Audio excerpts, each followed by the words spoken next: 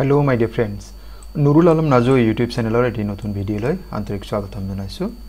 আজিৰ ভিডিওত আমি 2024 চনৰ Assam direct recruitment exam paper 5 মানে 29 সেপ্টেম্বৰ 2024 ত অনুষ্ঠিত হোৱা পেপাৰ 5 যিটো ড্ৰাইভাৰ পোষ্ট আছিল তাৰে জিকে খণ্ডৰ এটো প্ৰথম খণ্ডৰ আনসাৰ কি আমি ইয়াতে লৈ আহিছো।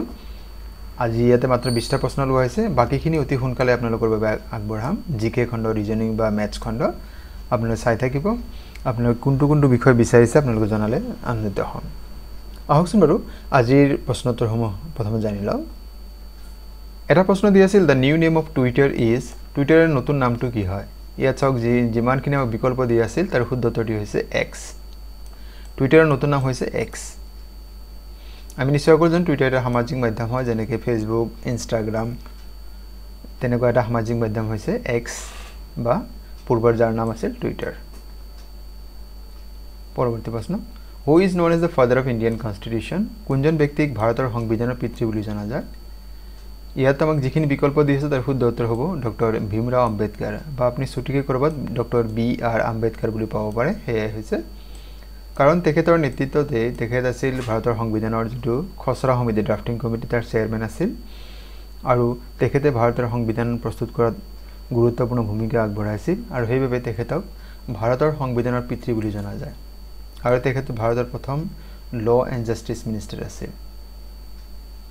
গতিকে আমাৰ ইয়াতে সংবিধানৰ পিতৃ বুলি ডক্টৰ ভীমৰাও আম্বেদকাৰ বা ডক্টৰ বি.আৰ. আম্বেদকাৰক জনা যায়। Next question, what is presently the minimum age to be eligible for voting in general elections in India? ভাৰতৰ সাধাৰণ নিৰ্বাচনত ভোটদানৰ যোগ্য হ'বলৈ বৰ্তমান ন্যূনতম বয়স কিমান হ'ব লাগে? ইয়াত চাওক যিখিনি বিকল্প দি আছে তাৰে ভোটাধিকাৰৰ ন্যূনতম বয়স ভাৰতত 18 হয়। পূৰ্বতে এইটো 21 আছিল, আৰু এই বয়স এটা সময় হ্ৰাস কৰা হৈছে, আৰু বৰ্তমান এই বয়স হৈছে 18 বছৰ। তাৰমানে যিকোনো এজন ব্যক্তি তেওঁ 18 বছৰ হোৱাৰ লগে লগে তেওঁ ভোটদান কৰিব পাৰে। আৰু ভাৰতত আমি নিশ্চয়কৈ জানো ভাৰতত ইউনিভাৰ্চেল এডাল্ট ফ্ৰেঞ্চাইজ, যাক কয় সাৰ্বজনীন প্ৰাপ্তবয়স্ক ভোটাধিকাৰ, মানে তেওঁ 18 বছৰ হোৱাৰ লগে লগে তেওঁ ভোটাধিকাৰ লাভ কৰিব। লাগিলে তেওঁ ধনী হওক, দুখীয়া হওক, শিক্ষিত অশিক্ষিত, পুৰুষ মহিলা বুলি কোনো কথা নাই, তেওঁলোকে ভোটাধিকাৰ লাভ কৰিব। আৰু এই কথাখিনি ইংৰাজীত কোৱা হয় ইউনিভাৰ্চেল এডাল্ট ফ্ৰেঞ্চাইজ, বা অসমীয়াত ক'লে সাৰ্বজনীন প্ৰাপ্তবয়স্ক ভোটাধিকাৰ। আৰু এই সাৰ্বজনীন প্ৰাপ্তবয়স্ক ভোটাধিকাৰ প্ৰথমতে যিখন দেশে ঘোষণা কৰিছিল সেই দেশখন হৈছে নিউজিলেণ্ড হয়। প্ৰথমে তেওঁলোকে এই সাৰ্বজনীন প্ৰাপ্তবয়স্ক ভোটাধিকাৰ ব্যৱস্থা আৰম্ভ কৰিছিল। Question number 4, which country is Hollywood is? আমাৰ যেনেকৈ বলিউড আমাৰ আছে, তেনেকৈ হলিউড বুলি কোনখন দেশত হলিউড অৱস্থিত? ইয়াৰ উত্তৰটি হ'ব United states of America, America যুক্তৰাষ্ট্ৰ হয়।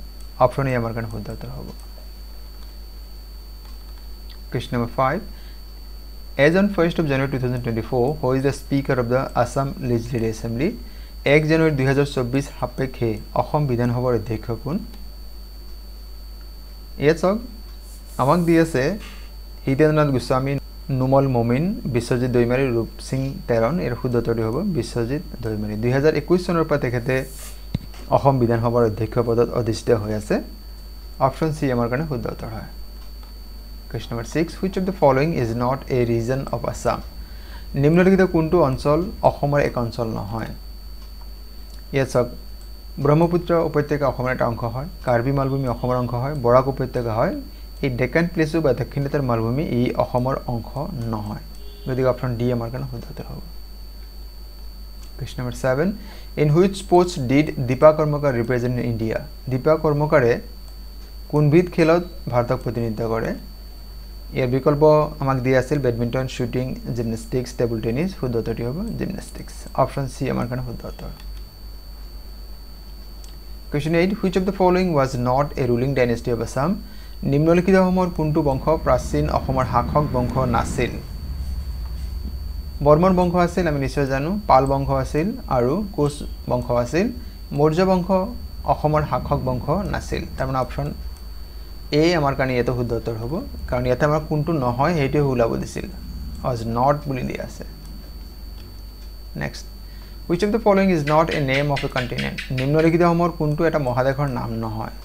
ইয়াত চাওক উত্তৰ আমেৰিকা এটা মহাদেশ হয়, দক্ষিণ আমেৰিকা এটা মহাদেশ হয়, এণ্টাৰ্কটিকা এটা মহাদেশ হয়, এই সুমেৰু আৰ্কটিক বা ভূমধ্য ই মহাদেশ নহয় গতিকে অপশন সি শুদ্ধ উত্তৰ হ'ব কোৱেশ্চন নম্বৰ 10 হো ৰোড অৰ্থশাস্ত্ৰ গ্ৰন্থখন কোনে লিখিছিল বিকল্প আমাক যিখিনি দি আছে ব্ৰহ্মগুপ্ত স্বামী বিবেকানন্দ ৰঘুৰাম ৰাজন চাণক্য শুদ্ধ উত্তৰ হ'ব অপশন ডি চাণক্য ইয়াত চাওক মই প্ৰশ্নসমূহ যদিও কিবা এটা নাম্বাৰ দিছো এইটো আসলে কি হয় পৰীক্ষাৰ বহিত আপোনাৰ বেলেগ বেলেগ সিৰিজত এইটো বেলেগ বেলেগ নাম্বাৰ দি আছে মই কেৱল মাত্ৰ 20টা অতি দৰকাৰী প্ৰশ্নখিনি আপোনালোকৰ বাবে উপস্থাপন কৰিছো আৰু পৰৱৰ্তী প্ৰশ্নসমূহ আপোনালোকক অতি সোনকালে আপলোড কৰাৰ ব্যৱস্থা কৰি আছো question number 11 the capital of Australia is অস্ট্ৰেলিয়াৰ ৰাজধানী চহৰ কি হয় অস্ট্ৰেলিয়াৰ ৰাজধানী কি সিডনি ক্যানবেৰা সান ফ্ৰান্সিসকো সাও পাউলো শুদ্ধ উত্তৰ হ'ব ক্যানবেৰা অপশন বি শুদ্ধ উত্তৰ What is the first capital of the Ahoms? Ahom সকলৰ প্ৰথম ৰাজধানী কি আছিল? ইয়াত বিকল্প এবং যিখিনি দিয়া আছে তাৰ শুদ্ধ বিকল্প হ'ব চৰাইদেউ। চৰাইদেউত স্বৰ্গদেউ চুকাফাই 1253 চনত তেওঁলোকৰ প্ৰথম ৰাজধানী স্থাপন কৰিছিল আৰু আমি নিশ্চয় সকলো জানো আহোম সকলৰ অন্তিম ৰাজধানী আছিল যোৰহাট। আহোমসকলে 1228 খ্ৰীষ্টাব্দত অসমত প্ৰৱেশ কৰিছিল আৰু চুকাফাৰ নেতৃত্বত তেওঁলোকে এই আহোম সাম্ৰাজ্য স্থাপন কৰিছিল। আহোমসকলৰ প্ৰথম যিজন ৰজা আছিল তেওঁ আছিল চুকাফা আৰু তেখেতেই 1253 চনত চৰাইদেউত তেওঁলোকৰ প্ৰথম ৰাজধানী স্থাপন কৰাইছিল Question number 13 In which country did Mahatma Gandhi stay before coming to India ভাৰতলৈ ঘূৰি অহাৰ পূৰ্বে মহাত্মা গান্ধী কোনখন দেশত আছিল ইয়াৰ শুদ্ধ উত্তৰ হৈছে সাউথ আফ্ৰিকা মহাত্মা গান্ধী 1915 চনত ভাৰতলৈ ঘূৰি আহিছিল 1915 চনৰ 9 জানুৱাৰী তাৰিখে আৰু সেইভাবে 9 জানুৱাৰী দিনটো প্ৰবাসী ভাৰতীয় দিৱস হিচাপে পালন কৰা হয় Question number 14 Which of the following is the name of a continent নিম্নলিখিতসমূহৰ কোনটো এটা মহাদেশৰ নাম হয় ইয়াতে মহাদেশৰ নাম বাছি ল'ব লাগে অষ্ট্ৰিয়া আৰ্মেনিয়া আন্দ্ৰিয়া এণ্ড অষ্ট্ৰেলিয়া আৰু ইয়াৰ শুদ্ধ উত্তৰ হৈছে অষ্ট্ৰেলিয়া বাকি কেইটা কি হয় এইখিনি কন্টিনেন্ট নহয় মহাদেশ নহয় Question number 15 Pongal is winter folk festival of primarily of which state Pongal মূলত কোনখন ৰাজ্যৰ শীতকালীন লোক উৎসৱ হয় ইয়াৰ বিকল্পসমূহৰ শুদ্ধ বিকল্প হ'ব তামিলনাডু অপশন এ আমাৰ কাৰণে শুদ্ধ উত্তৰ হয় আৰু ওনাম হৈছে কেৰালাৰ হয়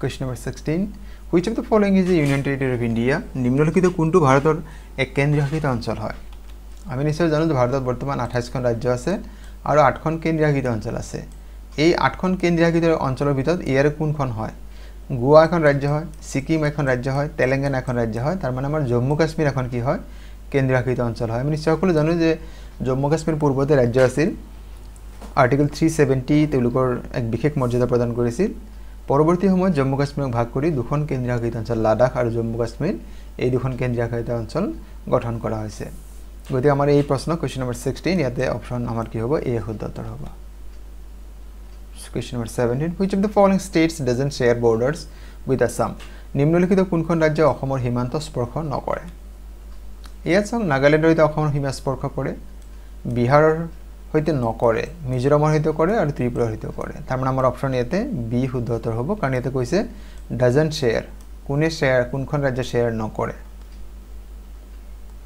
Question number 18 Lohri and Baisakhi are commonly celebrated in which Indian state Lohri আৰু বৈশাখী মূলত কোন ৰাজ্যত পালন কৰা হয় ইয়াৰ শুদ্ধ উত্তৰ হৈছে পাঞ্জাব বৈশাখী ফেষ্টিভেলৰ সৈতে আপুনি নিশ্চয় এটা শব্দ মনত আছে আপোনাৰ 1919 চনৰ এটা ঘটনা আছিল জালিয়ানৱালাবাগৰ হত্যাকাণ্ড সেই নিৰীহ জনতাবিলাকে বৈশাখী উৎসৱ পালন কৰি আছিল সেই দিনটো 13 এপ্ৰিল তাৰিখে গতিকে তেনেকৈ আপুনি মনত ৰাখিব পাৰে গতিকে আমাৰ এতে কোৱেশ্চন নম্বৰ 18 অপশন বি শুদ্ধ উত্তৰ হয়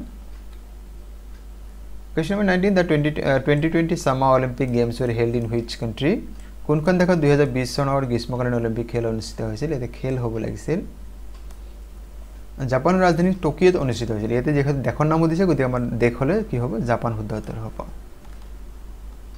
Question number 20 Which of the following scale is used to measure the earthquake নিম্নলিখিত কোনটো স্কেল ভূমিকম্পৰ প্ৰাবল্য জুখিবলৈ ব্যৱহাৰ কৰা হয় ইয়াৰ শুদ্ধ উত্তৰ হৈছে ৰিখটাৰ স্কেল অপশন এ শুদ্ধ উত্তৰ হয় মোৰ বন্ধু বান্ধৱীসকল আজিৰ এই ভিডিঅ'ৰ ছুটি ভিডিঅ'টি ইমানেই আপোনালোকে আজিৰ ভিডিঅ' কেনে পালে কমেণ্ট কৰি জনাবচোন অতি সোনকালে এই জিকে সেকশনৰ পাৰ্ট 2 ৰিজনিং ইংলিছ সেকশনৰ ভিডিঅ'সমূহ আপোনালোকৰ বাবে লৈ আহিম আপোনালোকে অপেক্ষা কৰক আমাক অলপ সময় দিয়ক আপোনালোকে নিশ্চয় আপোনালোকৰ বাবে পৰৱৰ্তী খণ্ডসমূহ আপোনালোকলৈ আগবঢ়াম আপোনালোকৰ বিনম্ৰ যদি প্ৰথমবাৰৰ বাবে আমাৰ এই চেনেলটি চাই আছে আমাৰ চেনেলৰ বিষয়বস্তু ইয়াৰ উপস্থাপন ভাল পাইছে আমাৰ চেনেলটি সাবস্ক্ৰাইব কৰিবলৈ আশা থাকিল আৰু ভিডিঅ'টো লাইক কমেন্ট আৰু শ্বেয়াৰ কৰিব আৰু আজিৰ ভিডিঅ' সম্পূৰ্ণ কৰি চোৱাৰ বাবে আপোনালোকক জনাইছো অশেষ ধন্যবাদ